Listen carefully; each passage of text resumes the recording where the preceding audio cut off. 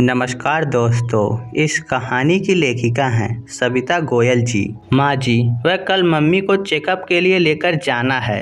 पापा की तबीयत भी ठीक नहीं है, तो क्या मैं कल अपने मायके चली जाऊं? रेनू ने अपनी सासू माँ सुभद्रा जी से इजाज़त मांगते हुए कहा। रेनू की मायके जाने की बात सुनते ही सुभद्रा जी का मुंह बन गया। बहू, अब इस उम्र में ये सब तो लगा ही रहेगा। ये तो रोज का ही काम है।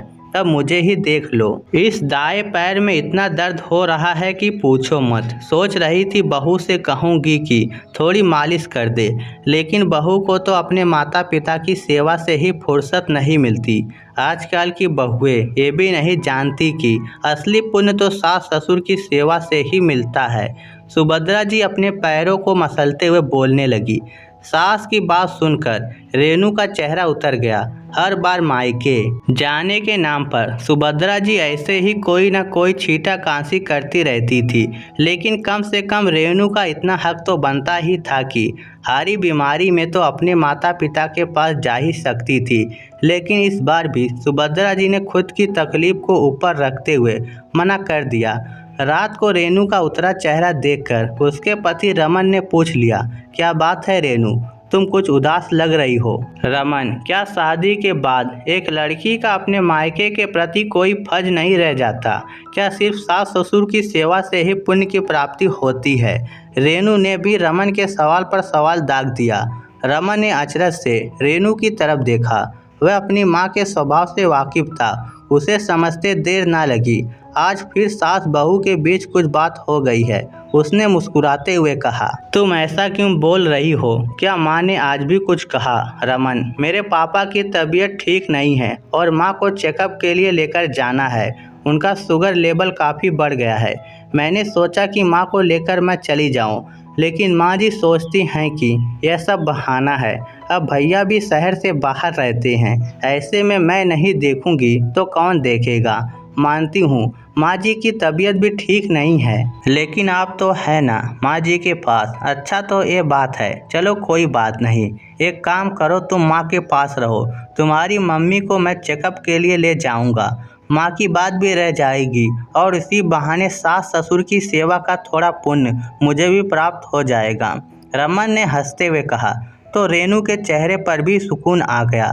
सच में यदि रमन मम्मी को लेकर जाएंगे तो मम्मी पापा को बहुत अच्छा लगेगा। उन्हें भी बेटे की कमी महसूस नहीं होगी। दूसरे दिन रमन रोजाना की तरह ही तैयार होकर निकल गया। रेनू ने भी एक बार भी मायके जाने की बात नहीं कही, तो सुभद्रा जी अपनी जीत पर खुश थी।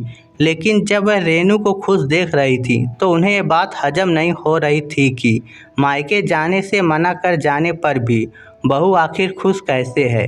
और तो और बेटे से भी सिफारिश नहीं लगवाई। सारा दिन इसी ओहापोह में बीत गया। शाम को जब रमन घर वापस आया तो रेनू ने आतुर होते हुए पूछ लिया, रमन, मम्मी की रिपोर्ट कैसी आई है?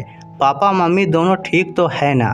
हाँ हाँ रेनू, सब ठीक है, बस थोड़ा शुगर लेवल बढ़ा हुआ था, तो डॉक्टर ने दवाइयाँ और खाने पीने का परहेज बताया है, रमन बोला।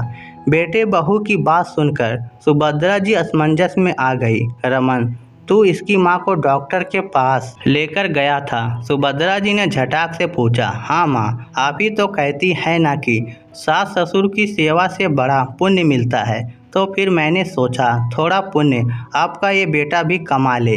रेनू यहाँ आपकी सेवा कर पुण्य कमा रही थी और मैं वहाँ, रमन ने शरारती आवाज में कहा।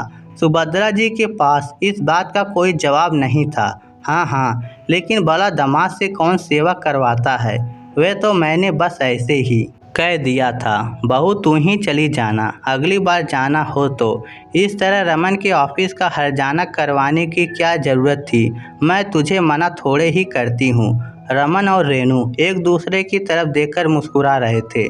वह समझ गए थे कि अगली बार ज़रूरत पड़ने पर माँ कभी रेनू को मम्मी पापा के पास जाने से नहीं रोकेगी, क्योंकि एक बेटे की माँ से शायद ये कभी हजम नहीं हो सकता कि उसका बेटा बहू के माता पिता के आगे पीछे घूमता रहे। आखिर बेटे की माँ तो दोनों हाथों में लड्डू रखना चाहती है, बेटा भी सिर्फ अपना रहे और बहू भी ससुराल की होकर रह जाए। तो दोस्तों, इस स्टोरी को लेकर आपकी क्या राय है, नीचे कमेंट करके हमें ज़रूर बताइएगा। धन्यवाद।